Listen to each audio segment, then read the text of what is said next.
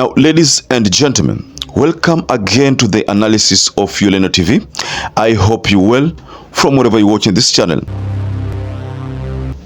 Now, allow me to take you to a statement that Alfred KETER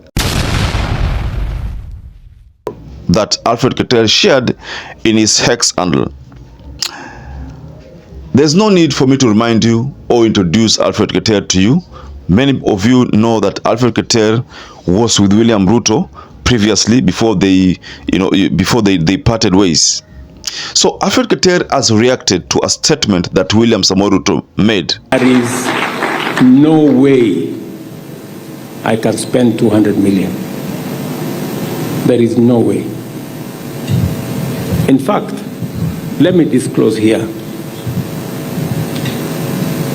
that it costed the Republic of Kenya less than 10 million. I am not a madman.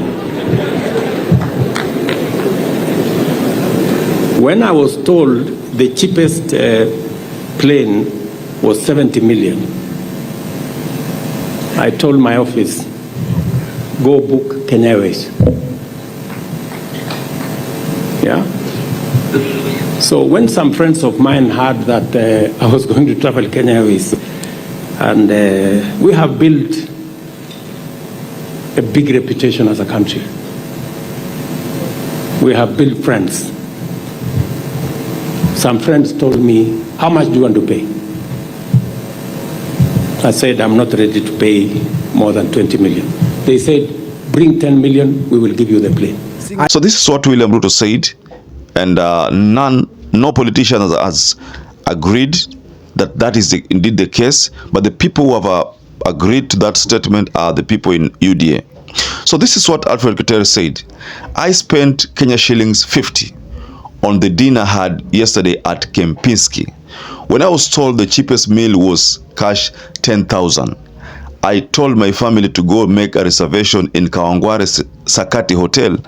When some friends of mine heard that I was going to take Chapati Madondo, they asked me how much I wanted to pay. I said I'm not ready to pay more than 100 shillings. They said bring 50 shillings, we will pay for you dinner at Kempinski. So this is what Alfred KETER shared in his X handle, and to me, I think this was just like trying to mock William Ruto. I mean, this tweet, because of course, what Alfred KETER is saying ni uongo. He can't go to a local joint and eat chapati madondo. So, and of course, we also know that he couldn't have spent 50 bob so that someone can spend 10,000 shillings on the bill. KETER is merely trying to say is mimic the words of William Ruto when he talked about 10 million against the 200 million which has been projected which so many people have been saying. That is what has trended, that Ruto has spent 200 million to hire that jet.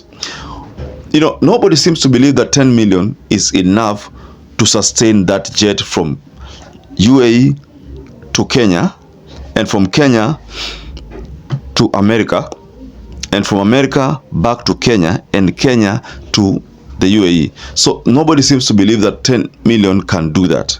We all know that this figure, 200 million, which Ruto talks about, says that it was exaggerated and it was meant to make him a laughingstock. So if that is the case, if that is the case, what Alfred KETER has said is merely trying to expose William Ruto further on this issue of the jet. Mind you, this jet, I don't know whether 10 million is enough to sustain it. Or maybe what William Ruto is trying to say is that he spent 10 million, but the balance was paid by the UAE friends. But of what benefit was this trip going to be for the United Arab Emirates? What benefit was it going to be? Assuming they paid the balance, and this movement was facilitated by them, and how did they benefit? They said, bring 10 million, we will give you the plane. A disclosure that might have opened a Pandora's box. questions are emerging on who these influential friends are and why they were so willing to step forward to bankroll Kenya's government state visit to the world's most powerful country. Kindly go below the comment section and offer your reaction and tell us what you think. If at all the UAE ones who spent the balance, then who, of what importance or of what benefit is this trip to the UAE? Mind you, the very first time this matter surfaced, America were the first people to deny. The United States of America denied to have catered for the bills, the movement bills. So they denied. So as a result, Ruto was left to be the one to defend this position, a position which Kenyans had already taken about spending more than 100 million on a jet. Ladies and gentlemen, perhaps if you watch this video and do not subscribe, take 1 second and subscribe, like this video. So until you catch up again, stay safe and stay blessed.